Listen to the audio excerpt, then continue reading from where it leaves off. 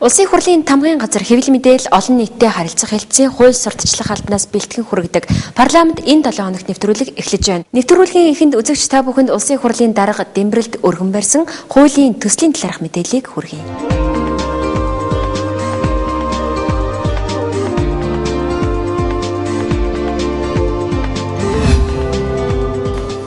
Улсын хурлын дарга Дэмбэрэлд улсын хурлын гишүүн Ц Баяр сайхан Буд Баяр цогт Батхүү болон нэр бүхий гишүүдээс зээлийн батлан даалтын сангийн тухай хууль, засгийн газрын тусгай сангийн тухай хуульд нэмэлт өөрчлөлт оруулах тухай, жижиг дунд үйлдвэрийн тухай хуульд нэмэлт өөрчлөлт оруулах тухай, банк бус санхүүгийн байгууллагын тухай хуульд нэмэлт өөрчлөлт оруулах тухай, аж ахуй нэгжийн албан татврын тухай хууль болон санхүүгийн зохицуулах хорооны эрх зүйн байдлын тухай хуульд нэмэлт өөрчлөлт оруулах тухай хуулийн төслүүдийг тус өргөн барьлаа.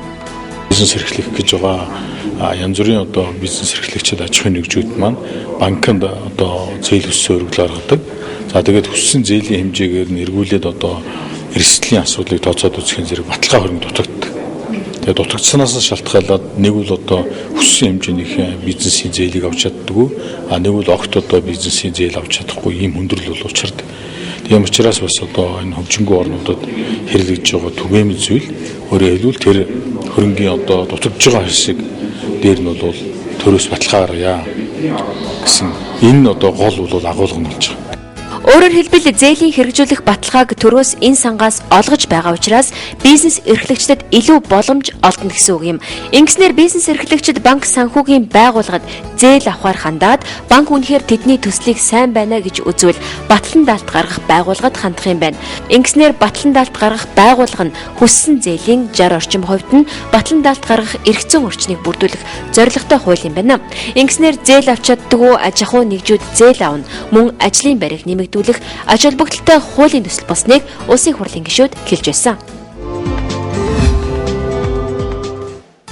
Мөн улсын хурлын гишүүн Инх Бат Алтай, Ц Баяр сайхан Энэ Бат Баяр, Ган Төмөр Шин Баяр болон нэр бүхий гишүүдээс Монгол улсын үндсэн хуульд нэмэлт өөрчлөлт оруулах тухай хуулийн төслийг өргөн барьлаа. 5 гишүүн санаачлаад энэ хуулийн төслийг өргөн барьж байгаа нь бол хоёр үндсэн залтыг хагас хэсэгчлэн буцаан сэргээхээр оруулж байгаа. Нэг нь бол засгийн газрын танхимын 3/1-ээс илүүгүй нь их хурлын гишүүн байж болно гэсэн залтыг оруулж байгаа. За нөгөөх нь их хурлын дарга, дэд дарга байнгын ороодын дарга нарыг гишүүдийн нууц санал хураалтаар сонгоно гэсэн хоёр дахь залт. Үүгээрээ бол гүйцэтгэх засаглал болон хууль тогтоох засаглалын ялгааг бол буцаад сэргээх ийм алхам хийж байгаа юм. Гэхдээ үндсэн хуулийг өөрчлөх ажлын хэсэг одоогоор ажиллаж байгаа. Улсын хурлын дарга Дэмбэрэл хэлэхдээ үндсэн хуульд оруулах нэмэлт өөрчлөлтийг нэгтгэн боловсруулж байж нэгдсэн журмаар оруулах нь зүйтэй гэсэн байр сууриа илэрхийлж байсан юм.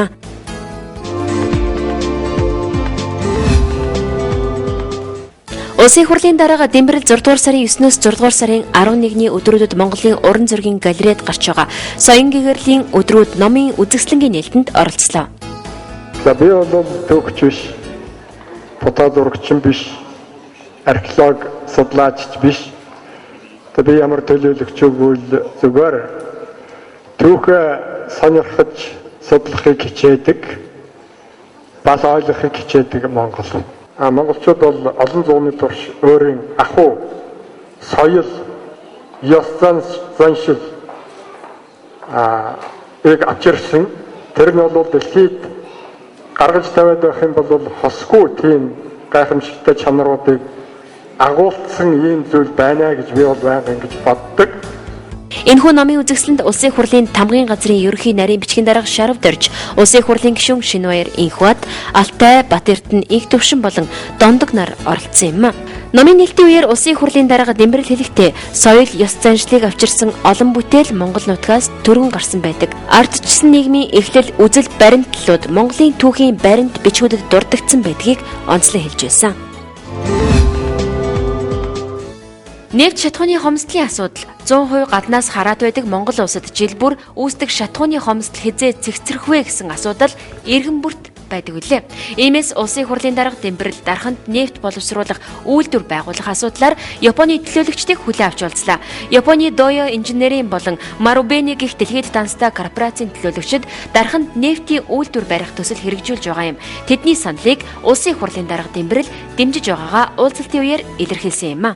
Японд бол байгалийн томоохон бэрхшээл амшиг тохиолдлооч гэлээ гэсэн цаашдаа хамтын ажиллагаа тэр дундаа тодорхой үйлдвэрлэлүүдийн талаар Японы зүгээс хөрөнгө оруулалт туслахад бэлэн байна гэж байгаа бол үнэхээр сайхан хэрэгэ. Дархан хотод нефтийн үйлдвэр барах тухай асуудал бол улсын хурал болон засгийн газар зарчмын хувьд бүрэн шийдэгдсэн ийм төсөл байгаа.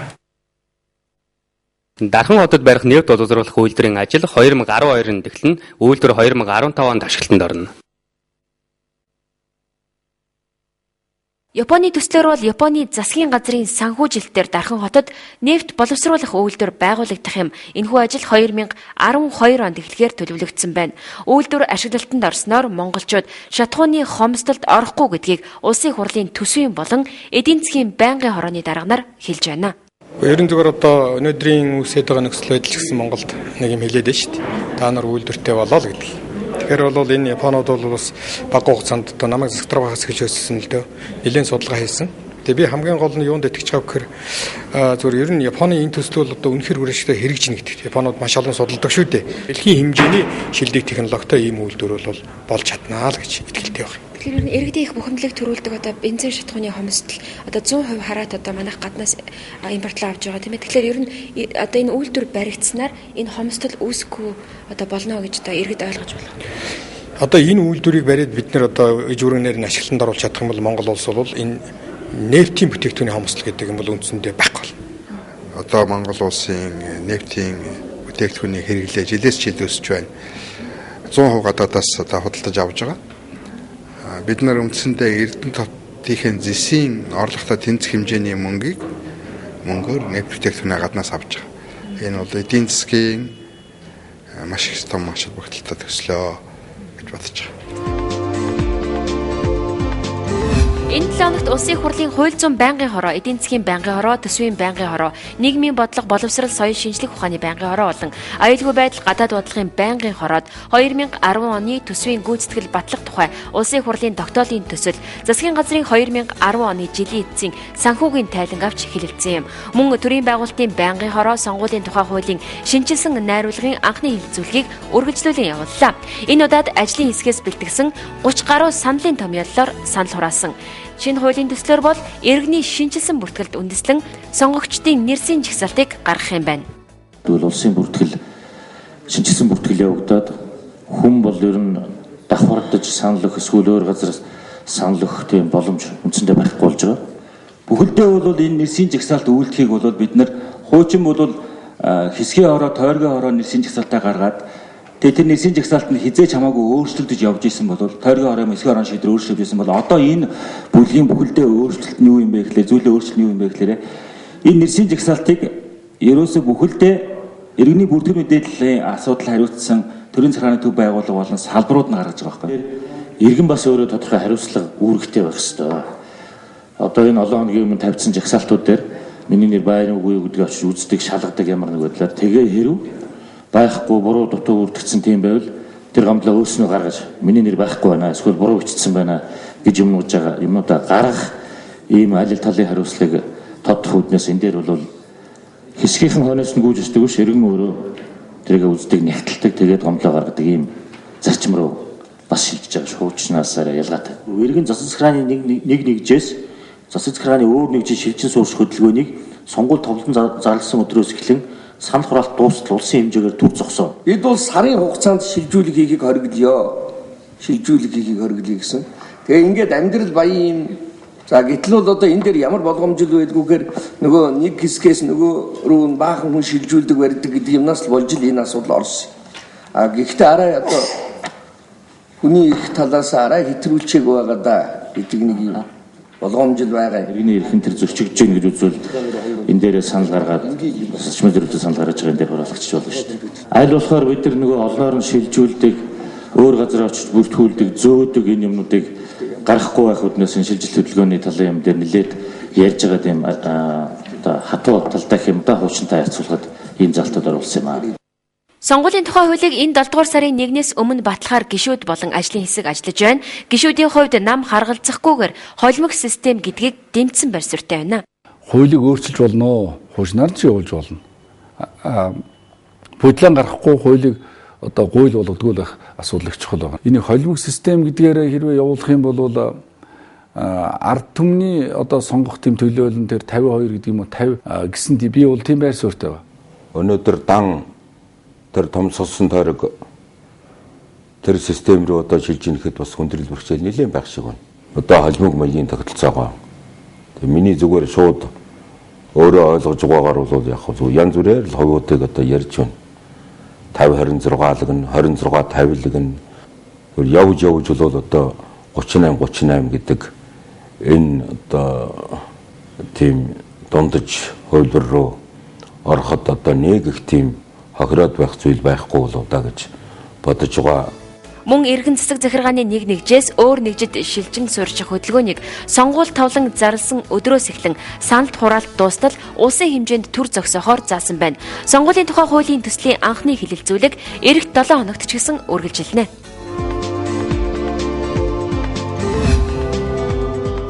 Улсын хурлын хууль зүйн болон төсвийн байнгын хорооных нь төрөөс хөлийн бомбын талаар баримтлах, бодлого батлах тухай тогтоолын төслийг чуулганы нэгдсэн хуралдаанаар хэлэлцүүлэхэд бэлтгэх ажлыг хангах дүгнэлтийн төсөл боловсруулах үүднээс Өмнө Говь аймгийн Гашуун Сухатад ажиллаад ирлээ. Одоо бид нар бомбын асуудлыг хэлэлцэж байна.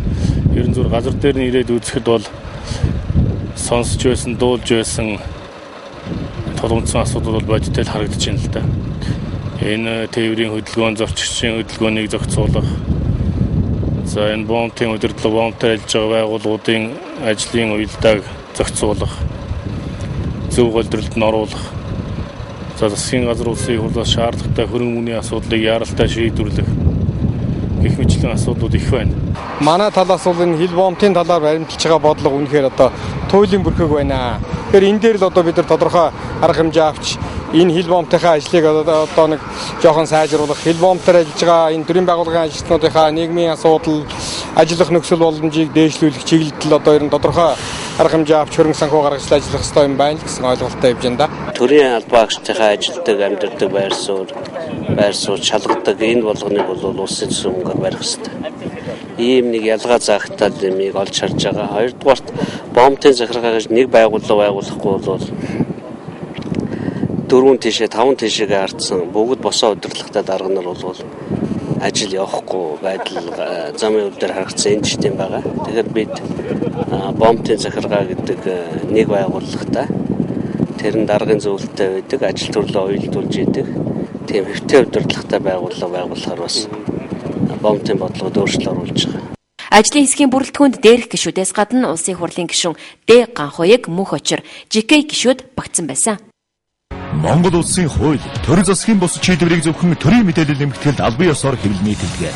Төрийн мэдээлэл нэмэгдэлд албан ёсоор нийтлээгүй хуулийг Монгол улсын бүх шатны шүүх хэрэглэх эрхгүй юм. Та зөвхөн төрийн мэдээлэл нэмэгдэлийг захиалж байж төрийн хуулийг бүрэн ихээр нь албан ёсныг сурвалжаас нь баталгаатай болж унших боломжтой. Төрийн хуулиан чамд сахигтун төрийн мэдээллийн захиалгатун Монгол улсын хурлын хамгийн газар.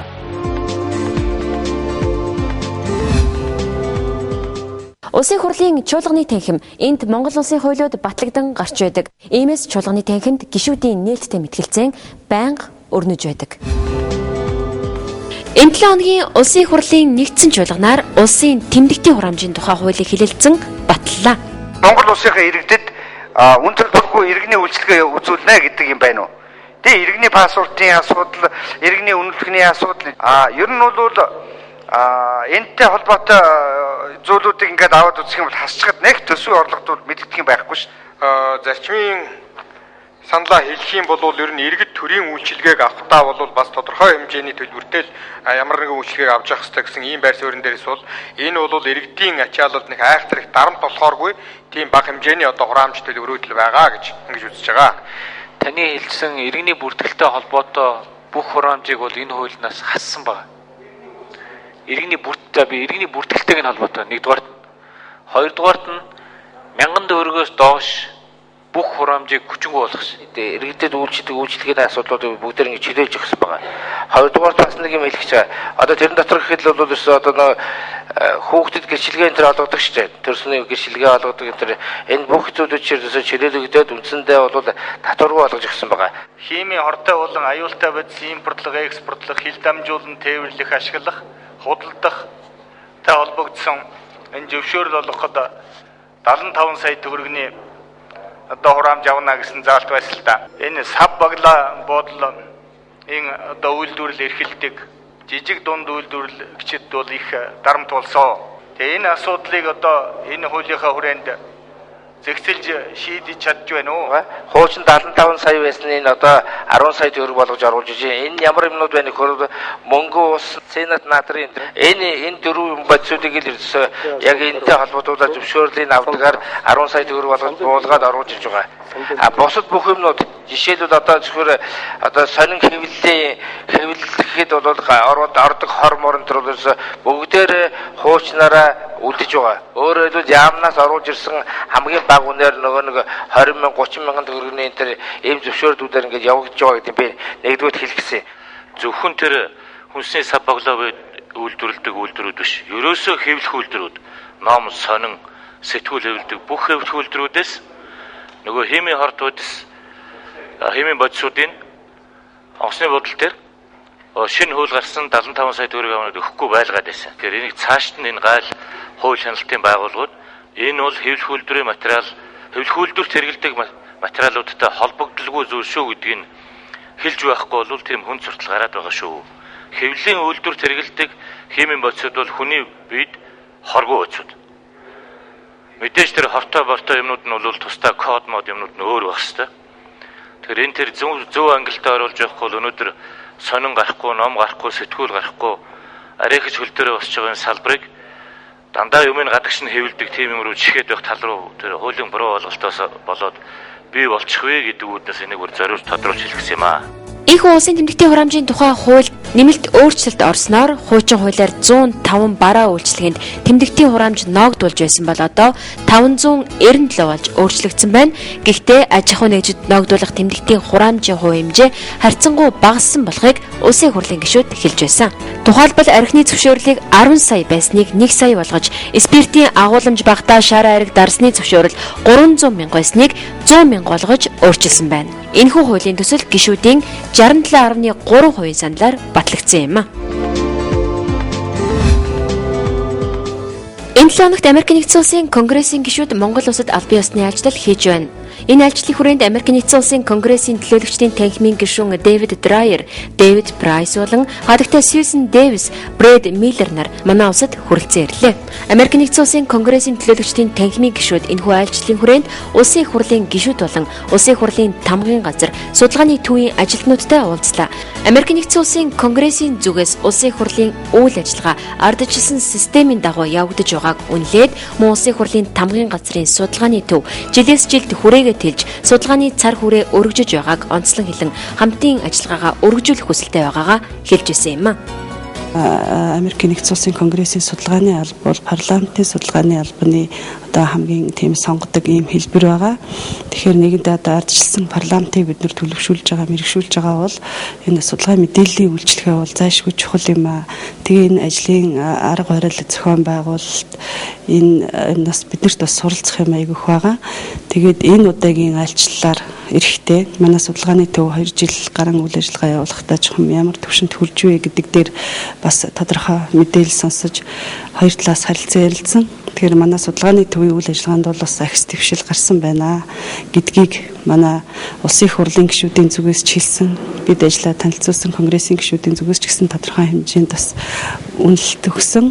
Тэгээд цаашдаа альч улсын парламентд тийм ээ шийдвэр гаргахад хууль тогтооход мэдээлэл судалгаа гэдэг бол маш их чухал юм.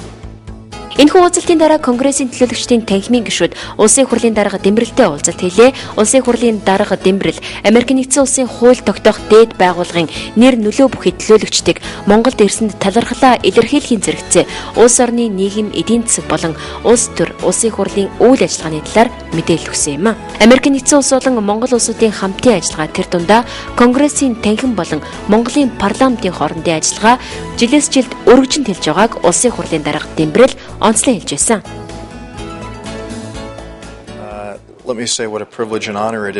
Танай улсад өмнө нь айлчлал хийж байсан. Энэ миний хувьд 3 дахь айлчлал болж байна. Монголын жишээ бол бусад орнуудад үлгэр жишээ үзүүлэхүйц гэж би дотроо үнэлж явдаг. Яагаад гэхээр та бүхэн ардчлалт хүрэх зөв зам руу эрчимтэй ухралтгүй явж байгаа. Бид энэ удаагийн айлчлалаараа нэгэнд тогтсон хамтын ажиллагаагаа улам гүнзгийрүүлэх болон 220 жилийн түүхтэй Америк нэгдсэн улсын ардчлалын жишээнээс хуваалцахаар ирсэн гэж ойлгож байна. Төлөөлөгчдийн тоонд багтсан эмэгтэй гишүүн учраас Америк нэгдсэн улс дахь Конгресст эмэгтэйчүүдийн үүрэг рол ямар байдаг талаар танаас асууя гэж бодлоо. Манай Конгресст нийт гишүүдийн 17% нь эмэгтэйчүүд байдаг. Энэ тоо сүүлийн үед өссөн тоо боромтол байхгүй. Гэхдээ нийгмийн амьдралд эмэгтэй хүний үүрэг рол их. Энэ ч утгаараа эмэгтэйчүүд шийдвэр гаргах төвшөнд оролцох асуудлын талаар би сонирхож байгаагаа улсын их хурлын дарга Тэмбэрэлд онцлог хэлсэн. Би 2 жилийн өмнө танаа улсад ирж байсан. Парламентод дахин ирээд ажиглаж байхад бүх зүйл өөрчлөгдсөн, хөгжиж байгаа нь харагдаж байна. Үүнд судалгааны төвийн үйл ажиллагааг бас онцлог хэлж болох юм. Аливаа улс орны хууль тогтоогчдын үндсэн хэрэгцээ болсон мэдээллийн сан өргөжж, судалгааны цар хүрээ тэлнэ гэдэг нь улс суурьтай хууль гарах суурь хөрсөн болж байдаг. Энэхүү уулзалтын дараа Америк нэгдсэн улсын Конгрессийн төлөөлөгчдийн танхимын гишүүд улсын их хурлын төсвийн байнгын хорооны гишүүдтэй уулзсан юм. Америк нэгдсэн улсын Конгрессийн төлөөлөгчдийн танхимын гишүүн Дэвид Драйер хэлэхдээ Америк нэгдсэн улсын төсөв энэ жил 14.3 триллион долларын алдагдaltaй байгаа бөгөөд төсвийн алдагдлаас хэрхэн сэргийлэх талаар авах улс төрийн бодлогын талаар улсын их хурлын төсвийн байнгын хорооны дарга Хаян Хэрваа, төрийн байгуулалтын байнгын хорооны дарга Сүхбаатар, улсын их хурлын гишүүн Амар Жаргал Дамбочир ган хуйг нарын гишүүдтэй санал бодлоо чөлөөтэй солилцсон. Уулзалтын эцэст Конгрессийн төлөөлөгчдийн танхимын гишүүн Дэвид Драйер болон Дэвид Прайс нар онцлог хэлэхдээ Монгол улс бол бусад дэлхийн улсуудад үлгэр жишээ болох үз ардчлсан шинэчлэлийг хийсэн улс. Америк нэгдсэн улсын ардчлалын түүх 220 жилийн түүхтэй, харин Монгол улсын 20 жилийн түүхтэй хэдий ч өөрчлөлт шинэчлэлт эрчимтэй явагдаж байгаа. Энэ утгаараа Монгол улс бол Америк нэгдсэн улсын 3 дахь хөрш болохыг батлан хэлж байсан юм. Парламентод энэ 7 хоногт болсон үйл явдлыг багцлан хүргэдэг. Парламент энэ 7 хоногт нэвтрүүлгээ хүргэлээ. Манай нэвтрүүлгийн нэг онцлог бол нэвтрүүлгээр хүргэсэн мэдээлэл бүхэнд сэтгүүлчийн дүгнэлт санаа оноог тусгадаггүй учраас бидний бэлтгэсэн мэдээлэлд үзэгч та бүхэн өөрсдөө дүгнэлтээ хийх эрхтэй. Эх 7 хоногт иргэн уулзын нэвтрүүлгийг Улсын их хурлын тамгын газар хэвлэл мэдээлэл олон нийтэд харилцах хэлтсийн хууль сурталчлах албанаас бэлтгэн хүргэлээ.